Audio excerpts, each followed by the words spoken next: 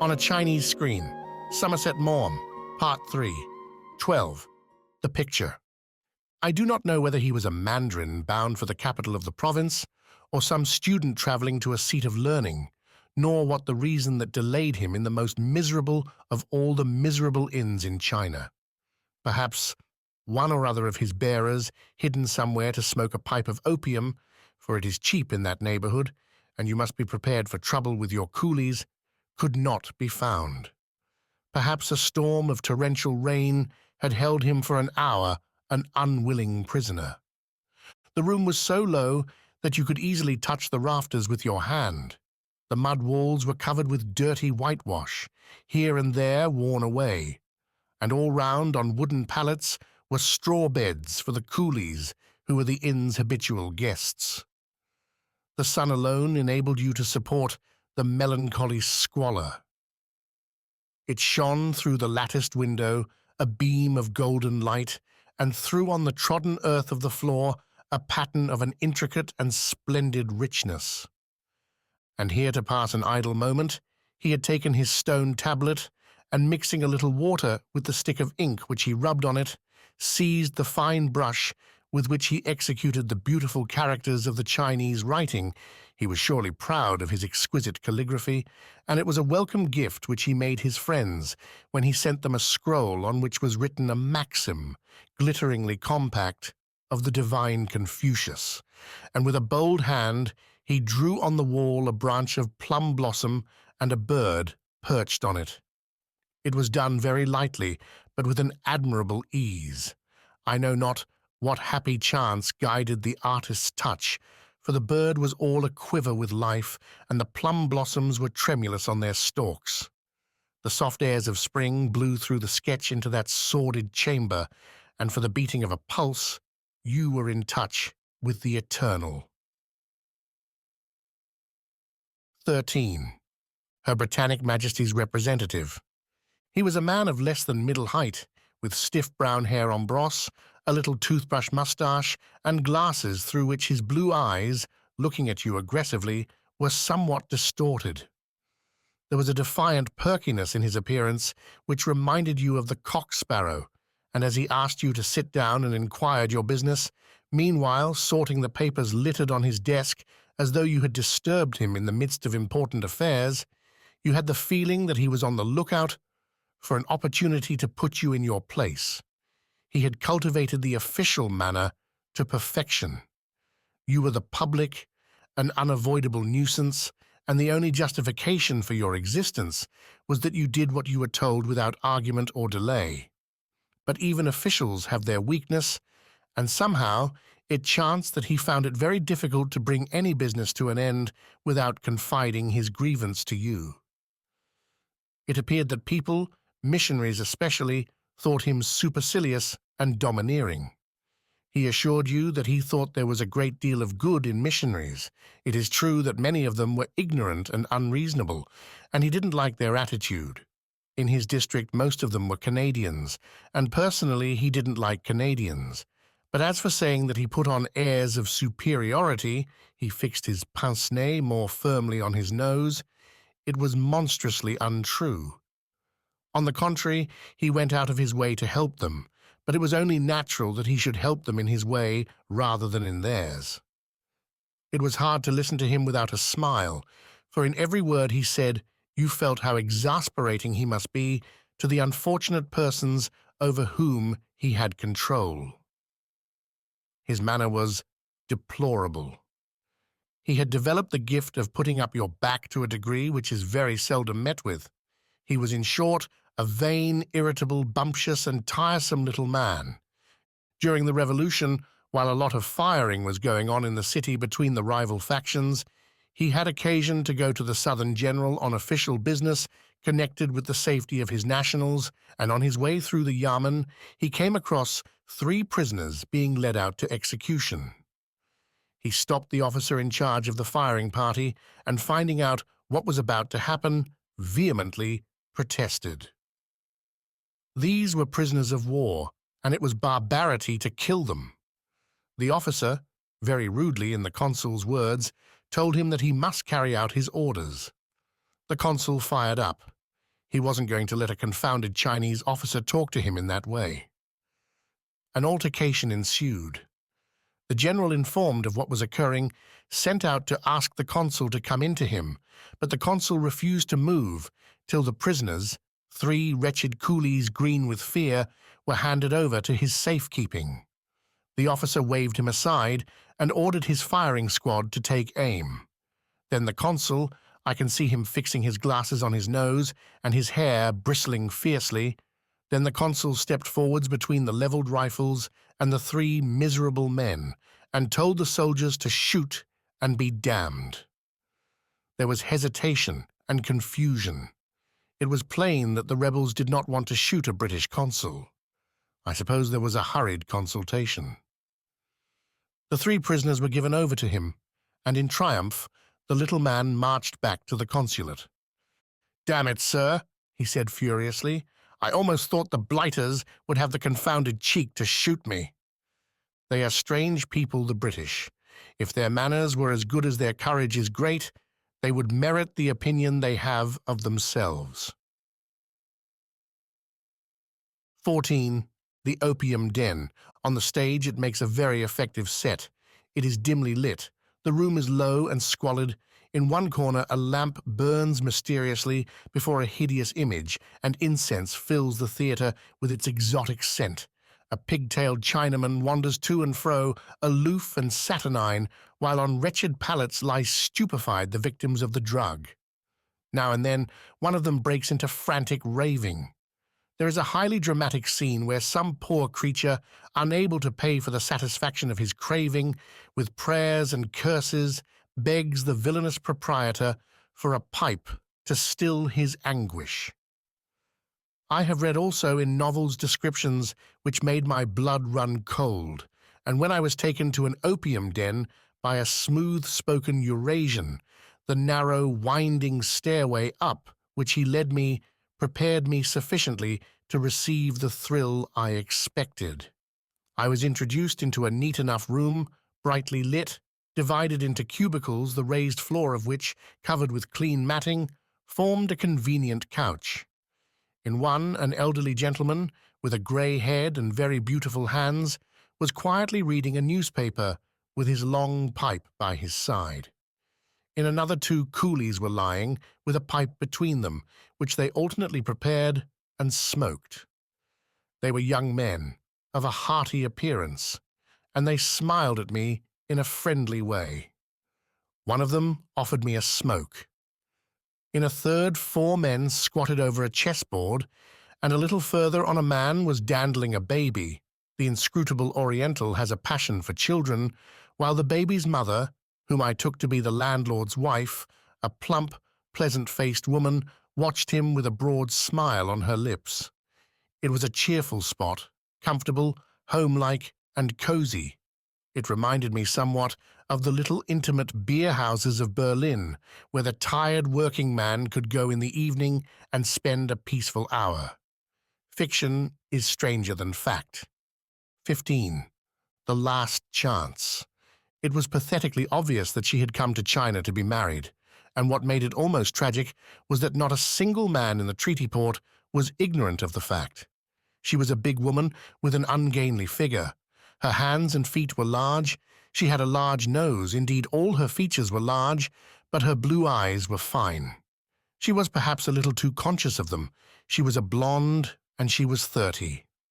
In the daytime, when she wore sensible boots, a short skirt, and a slouch hat, she was personable. But in the evening, in blue silk to enhance the color of her eyes, in a frock cut by heaven, knows what suburban dressmaker from the models in an illustrated paper, when she set herself out to be alluring, she was an object that made you horribly ill at ease. She wished to be all things to all unmarried men. She listened brightly while one of them talked of shooting, and she listened gaily when another talked of the freight on tea. She clapped her hands with girlish excitement when they discussed the races which were to be run next week. She was desperately fond of dancing with a young American, and she made him promise to take her to a baseball match.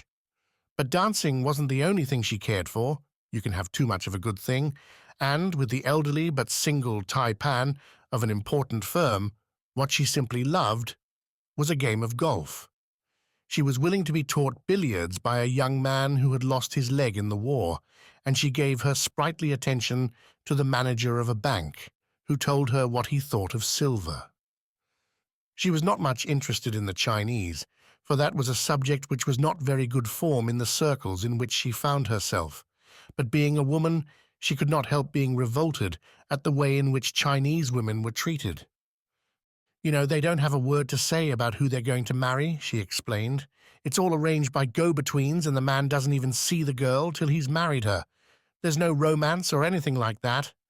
And as far as love goes, words failed her. She was a thoroughly good-natured creature. She would have made any of those men, young or old, a perfectly good wife, and she knew it. 16. The Nun. The convent lay white and cool among the trees on the top of a hill, and as I stood at the gateway, waiting to be let in, I looked down at the tawny river glittering in the sunlight and at the rugged mountains beyond. It was the Mother Superior who received me, a placid, sweet-faced lady with a soft voice and an accent which told me that she came from the south of France.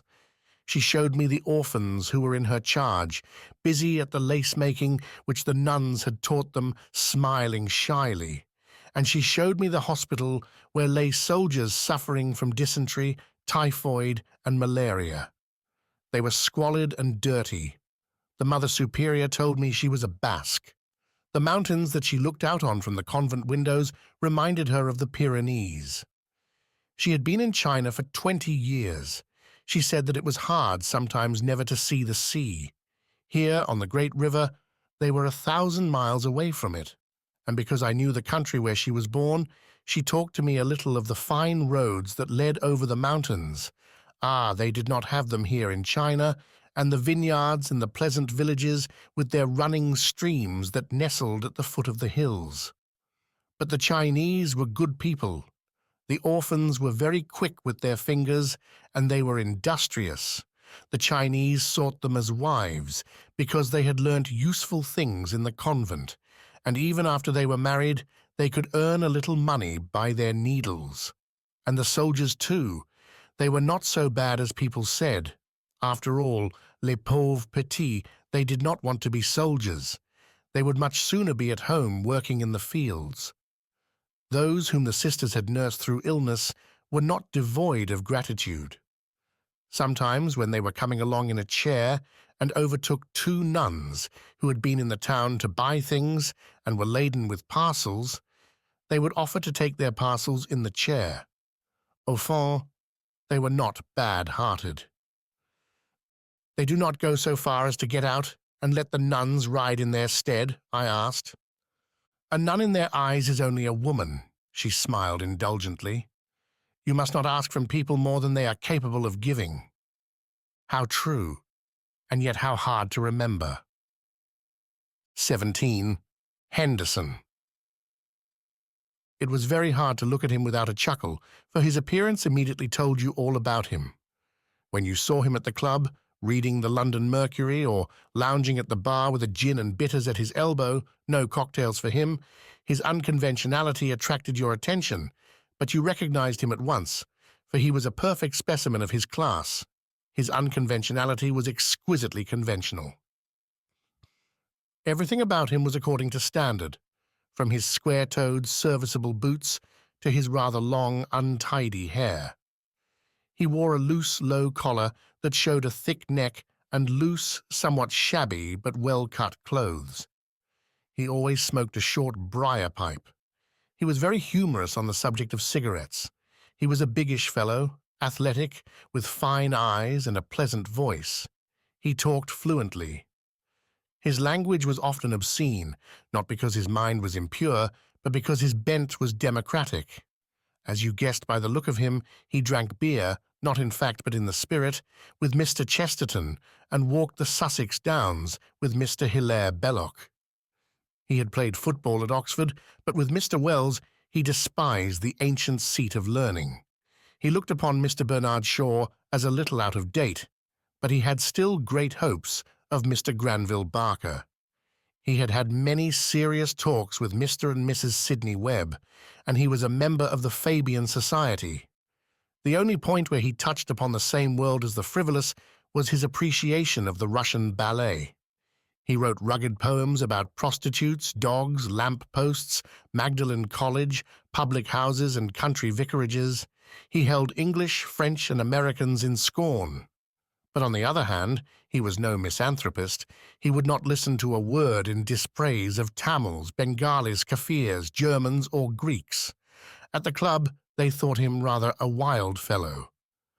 A socialist, you know, they said, but he was junior partner in a well-known and respectable firm, and one of the peculiarities of China is that your position excuses your idiosyncrasies. It may be notorious that you beat your wife, but if you are manager of a well-established bank, the world will be civil to you and ask you to dinner. So when Henderson announced his socialistic opinions, they merely laughed. When he first came to Shanghai, he refused to use the jinrickshaw.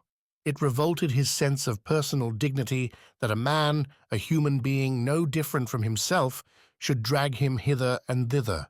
So he walked. He swore it was good exercise, and it kept him fit. Besides, it gave him a thirst he wouldn't sell for $20, and he drank his beer with gusto. But Shanghai is very hot, and sometimes he was in a hurry, so now and again he was obliged to use the degrading vehicle. It made him feel uncomfortable, but it was certainly convenient. Presently he came to use it frequently, but he always thought of the boy between the shafts as a man and a brother. He had been 3 years in Shanghai when I saw him. We had spent the morning in the Chinese city, going from shop to shop, and our rickshaw boys were hot with sweat. Every minute or two they wiped their foreheads with ragged handkerchiefs. We were bound now for the club and had nearly reached it, when Henderson remembered that he wanted to get Mr. Bertrand Russell's new book, which had just reached Shanghai. He stopped the boys and told them to go back.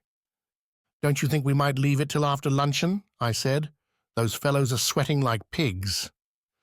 "It's good for them," he answered. "You mustn't ever pay attention to the Chinese. You see, we're only here because they fear us. We're the ruling race." I did not say anything.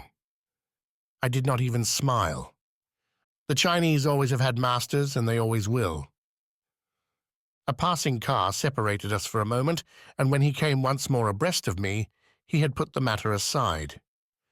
"You men who live in England don't know what it means to us when new books get out here," he remarked. "I read everything that Bertrand Russell writes. Have you seen the last one? Roads to Freedom? Yes. I read it before I left England. I've read several reviews. I think he's got hold of some interesting ideas." I think Henderson was going to enlarge on them, but the rickshaw boy passed the turning he should have taken. "Round the corner, you bloody fool!" cried Henderson, and to emphasize his meaning, he gave the man a smart kick on the bottom. 18. Dawn.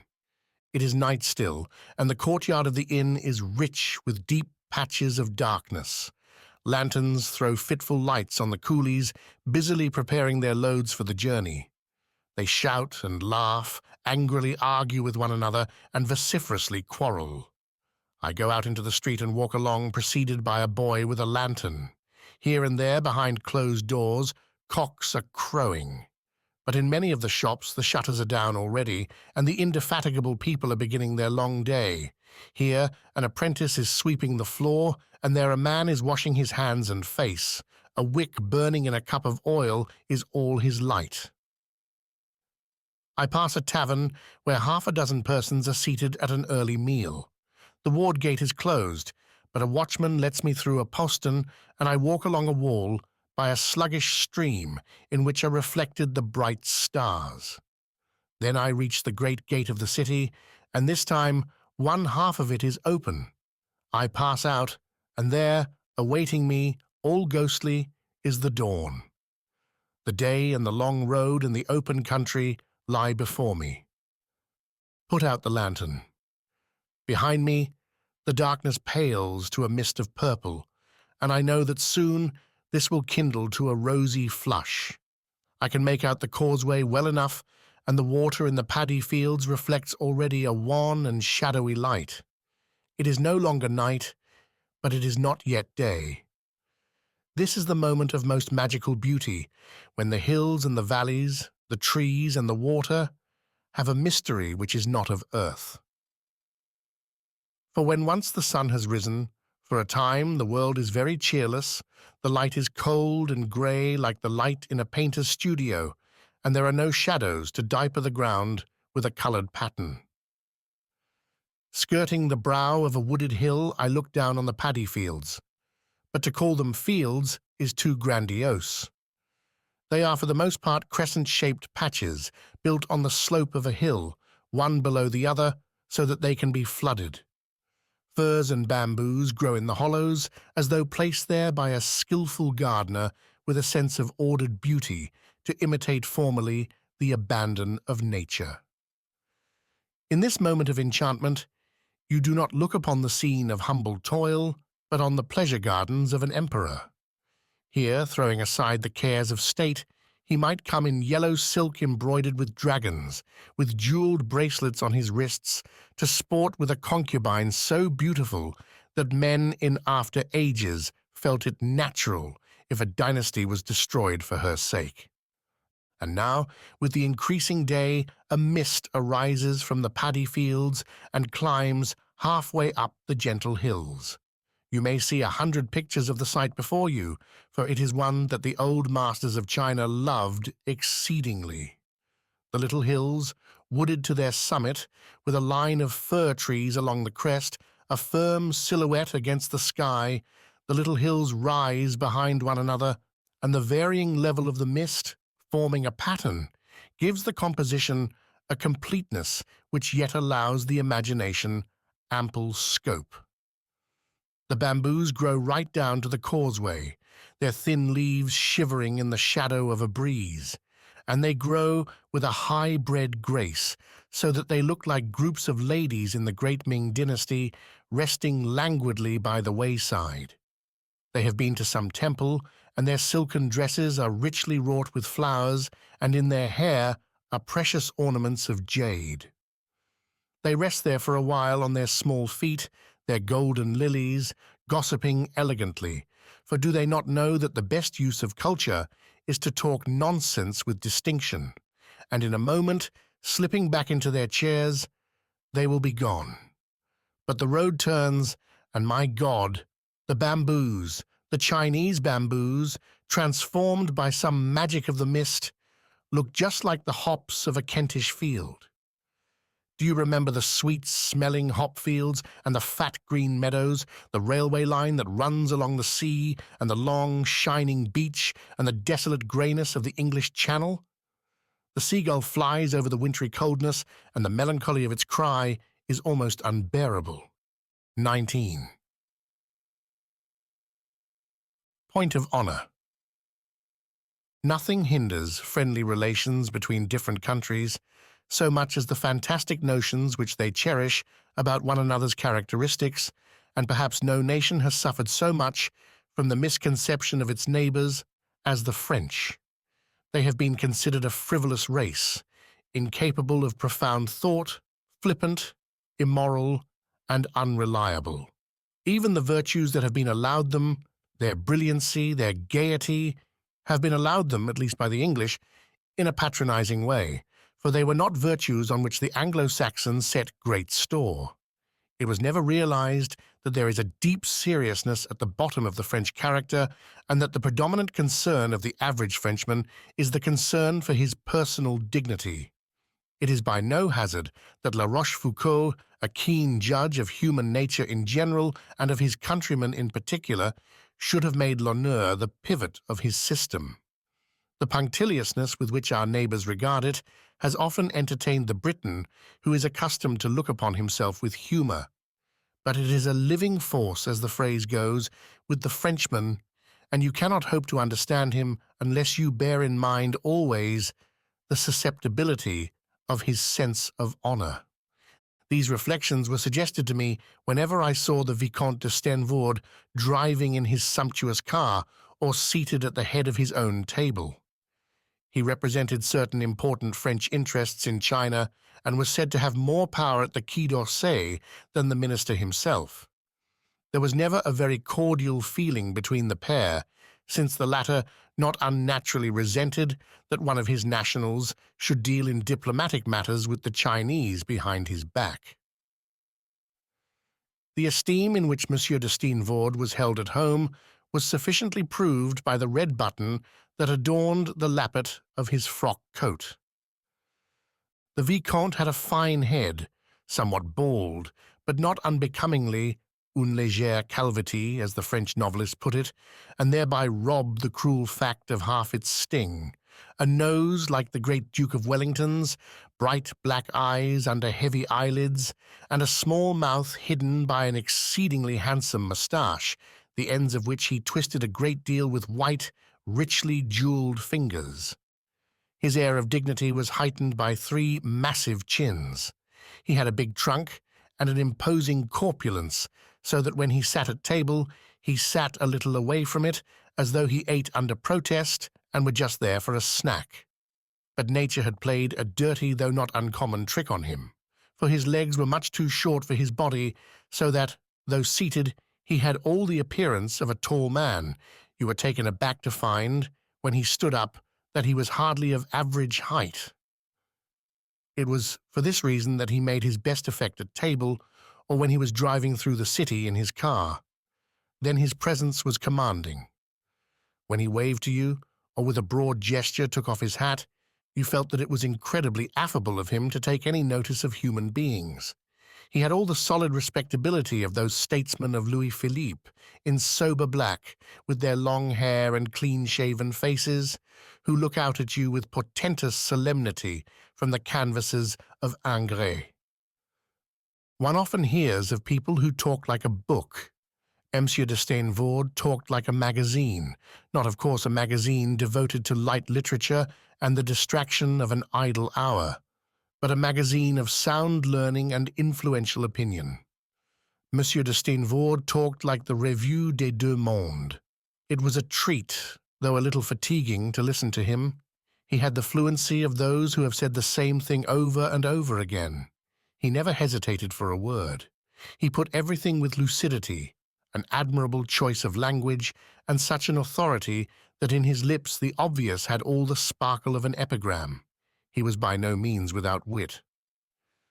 He could be very amusing at the expense of his neighbors, and when, having said something peculiarly malicious, he turned to you with an observation, "Les absents ont toujours tort," he managed to invest it with the freshness of an original aphorism. He was an ardent Catholic, but he flattered himself no reactionary, a man of standing, substance, and principle. A poor man, but ambitious, fame, the last infirmity of noble mind, he had married for her enormous dot the daughter of a sugar broker, now a painted little lady with henna'd hair in beautiful clothes.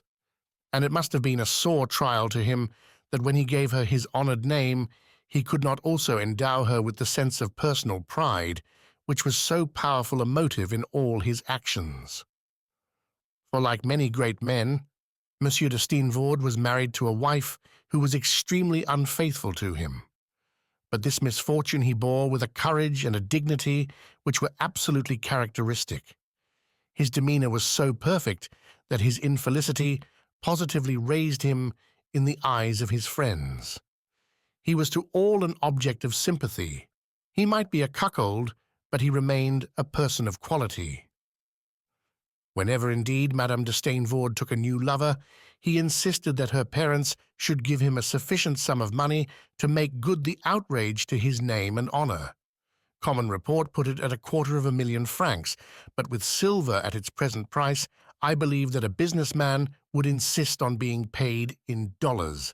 Monsieur de Steenvoorde is already a man of means, but before his wife reaches the canonical age, he will undoubtedly be a rich one. 20. The beast of burden. At first, when you see the coolie on the road, bearing his load, It is as a pleasing object that he strikes the eye. In his blue rags, a blue of all colors from indigo to turquoise, and then, to the paleness of a milky sky, he fits the landscape. He seems exactly right as he trudges along the narrow causeway between the rice fields or climbs a green hill. His clothing consists of no more than a short coat and a pair of trousers, and if he had a suit, which was at the beginning all of a piece, he never thinks when it comes to patching to choose a bit of stuff of the same color. He takes anything that comes handy. From sun and rain, he protects his head with a straw hat shaped like an extinguisher with a preposterously wide, flat brim. You see a string of coolies come along, one after the other, each with a pole on his shoulders, from the ends of which hang two great bales, and they make an agreeable pattern. It is amusing to watch their hurrying reflections in the paddy water. You watch their faces as they pass you. They are good-natured faces and frank, you would have said, if it had not been drilled into you that the Oriental is inscrutable. And when you see them lying down with their loads under a banyan tree by a wayside shrine, smoking and chatting gaily, if you have tried to lift the bales they carry for 30 miles or more a day, it seems natural to feel admiration for their endurance and their spirit. But you will be thought somewhat absurd if you mention your admiration to the old residents of China.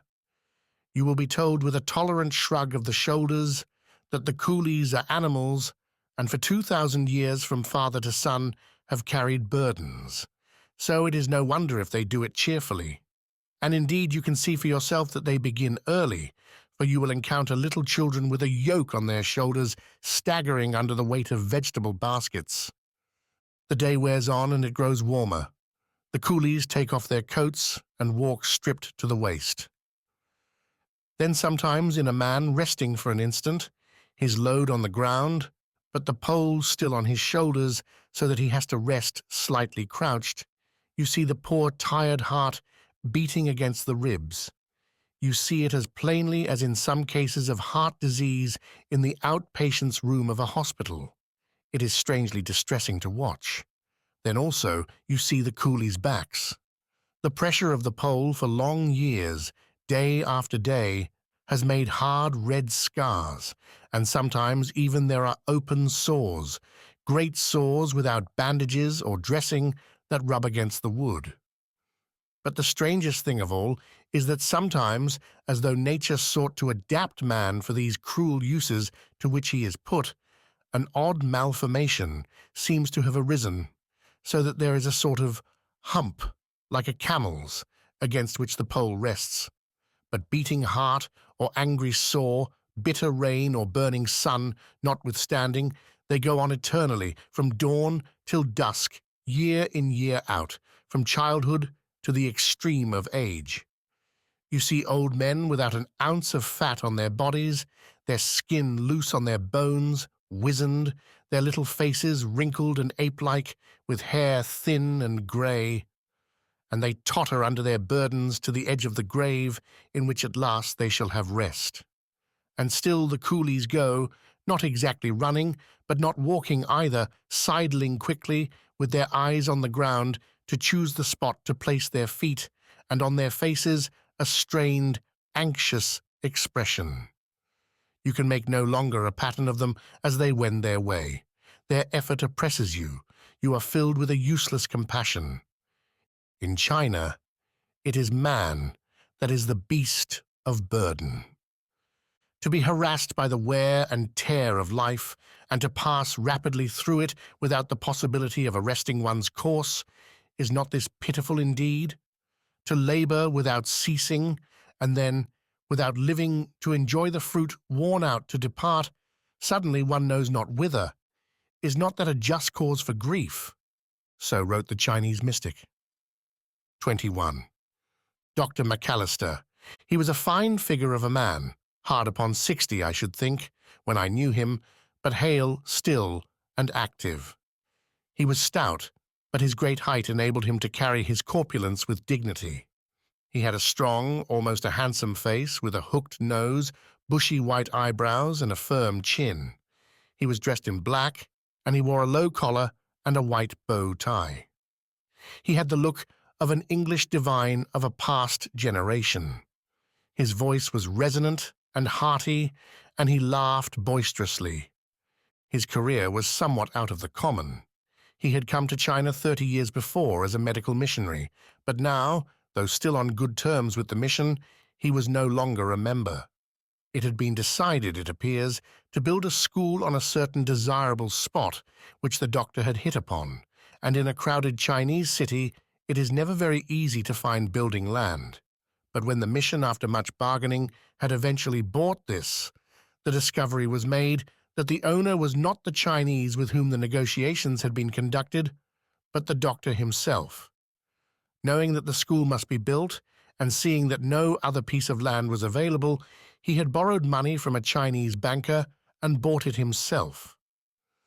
The transaction was not dishonest, but perhaps it was a little unscrupulous, and the other members of the mission did not look upon it as the good joke that Dr. McAllister did.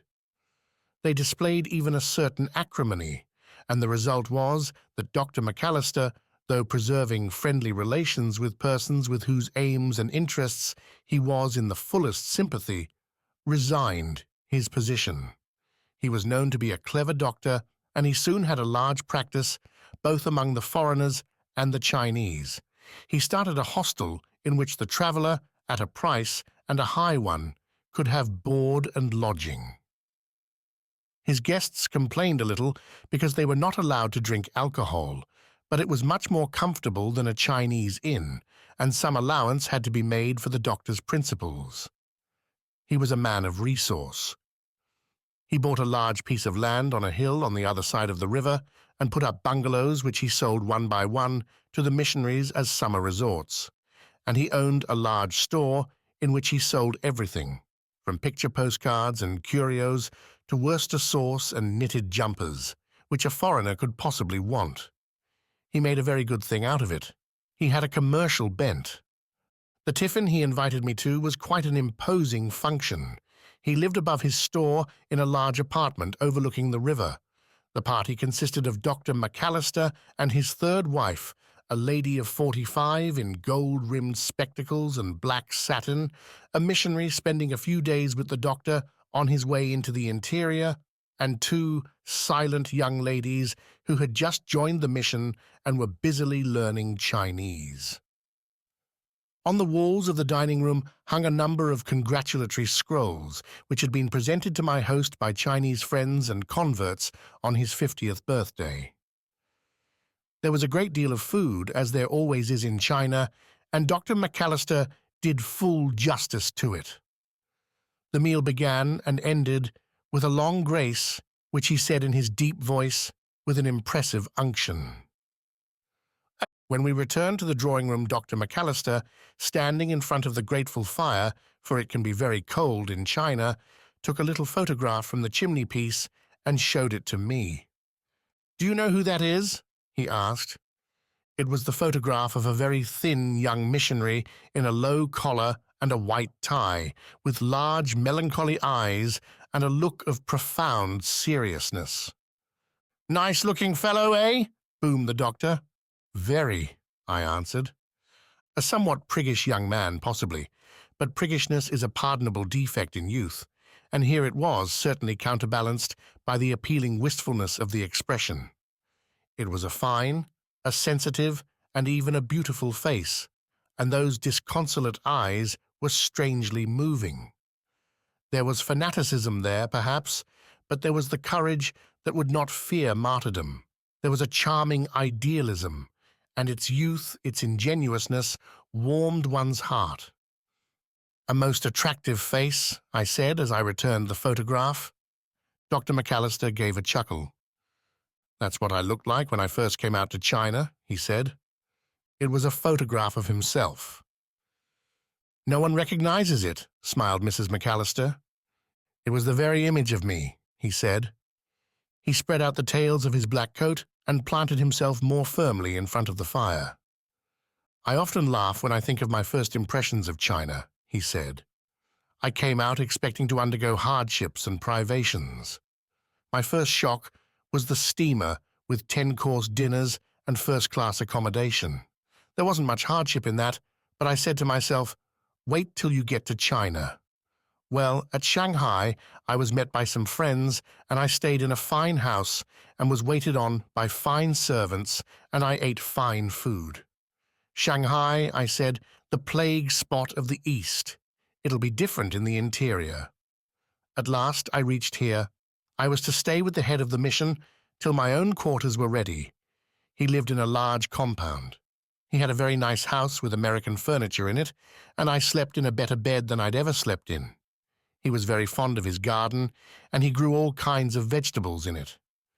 We had salads, just like the salads we had in America, and fruit, all kinds of fruit. He kept a cow, and we had fresh milk and butter.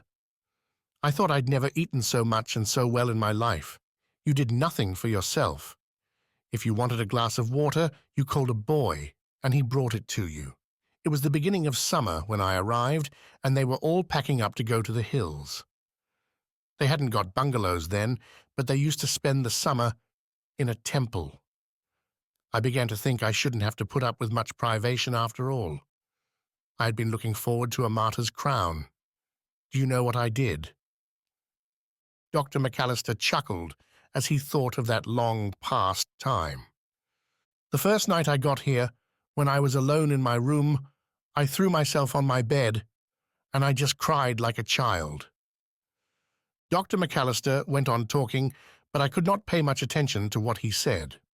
I wondered by what steps he had come to be the man I knew now from the man he had been then. That is the story I should like to write. 22. The road. It is not a road at all, but a causeway, made of paving stones about a foot wide and 4 feet broad, so that there is just room for 2 sedan chairs with caution to pass each other. For the most part it is in good enough repair, but here and there the stones are broken or swept away by the flooding of the rice fields, and then walking is difficult. It winds tortuously along the path which has connected city to city, since first 1,000 years ago or more there were cities in the land. It winds between the rice fields, following the accidents of the country with a careful nonchalance, and you can tell that it was built on a track made by the peasant of dim ages past, who sought not the quickest but the easiest way to walk. The beginnings of it you may see when, leaving the main road, you cut across country, bound for some town that is apart from the main line of traffic. Then the causeway is so narrow that there is no room for a coolie bearing a load to pass, and if you are in the midst of the rice fields, he has to get on the little bank, planted with beans, that divides one from another till you go by.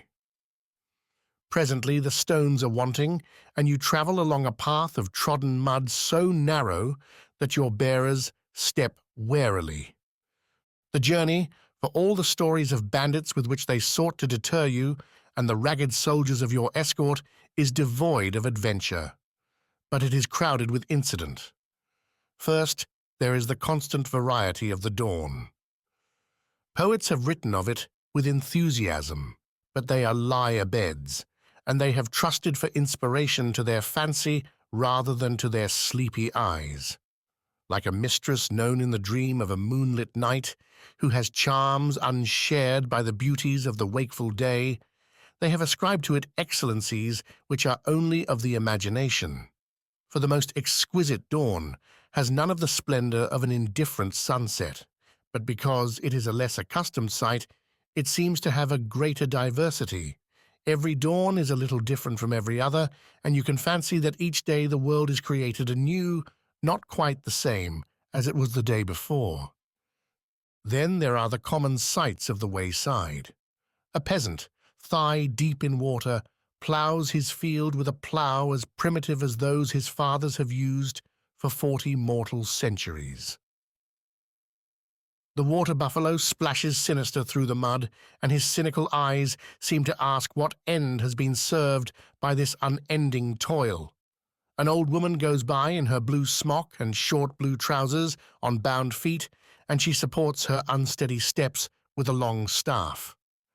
2 fat Chinese in chairs pass you, and passing stare at you with curious yet listless eyes.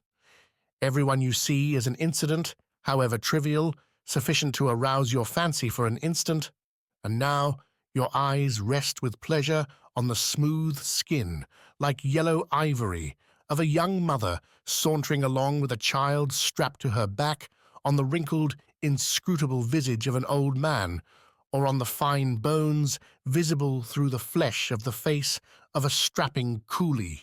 And beside all this, there is the constant delight with which, having climbed laboriously a hill, you see the country spread out before you.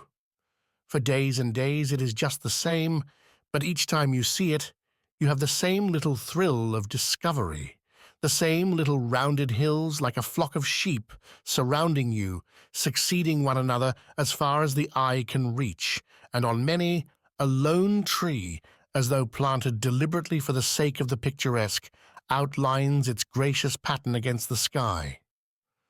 The same groves of bamboo lean delicately, almost surrounding the same farmhouses, which with their clustering roofs nestle pleasantly in the same sheltered hollows. The bamboos lean over the highway with an adorable grace. They have the condescension of great ladies, which flatters rather than wounds. They have the abandon of flowers, a well-born wantonness that is too sure of its good breeding ever to be in danger of debauchery. But the memorial arch, to virtuous widow or to fortunate scholar, warns you that you are approaching a village or a town, and you pass, affording a moment's sensation to the inhabitants, through a ragged line of sordid hovels or a busy street. The street is shaded from the sun by great mats stretched from eave to eave. The light is dim, and the thronging crowd has an unnatural air. You think that so must have looked the people in those cities of magicians which the Arab traveller knew, and where during the night a terrible transformation befell you, so that, till you found the magic formula to free you, you went through life in the guise of a one-eyed ass or of a green and yellow parrot. The merchants in their open shops seem to sell no common merchandise, and in the taverns messes are prepared of things horrible for men to eat. Your eye, amid the uniformity for every Chinese town, at all events to the stranger's eye, much resembles every other, takes pleasure in noting trivial differences, and so you observe the predominant industries of each one. Every town makes all that its inhabitants require, but it has also a speciality, and here you will find cotton cloth, there string, and here again silk. Now the orange tree, golden with fruit, grows scarce, and the sugar-cane makes its appearance. The black silk cap gives way to the turban, and the red umbrella of oiled paper to the umbrella of bright blue cotton. But these are the common incidents of every day. They are like the expected happenings of life, which keep it from monotony, working days and holidays, meetings with your friends, the coming of spring with its elation, and the coming of winter with its long evenings, its easy intimacies, and its twilight. Now and then, as love enters, making all the rest, but a setting for its radiance, and lifts the common affairs of the day to a level on which the most trifling things have a mysterious significance. Now and then the common round is interrupted, and you are faced by a beauty which takes your soul, all unprepared, by assault. For looming through the mist, you may see the fantastic roofs of a temple loftily raised on a huge stone bastion, around which, a natural moat, flows a quiet green river. And when the sun lights it, you seem to see the dream of a Chinese palace, a palace as rich and splendid as those which haunted the fancy of the Arabian storytellers. Or, crossing a ferry at dawn, you may see, a little above you, silhouetted against the sunrise, a sampan in which a ferryman is carrying a crowd of passengers. You recognize on a sudden Karen, and you know that his passengers are the melancholy dead.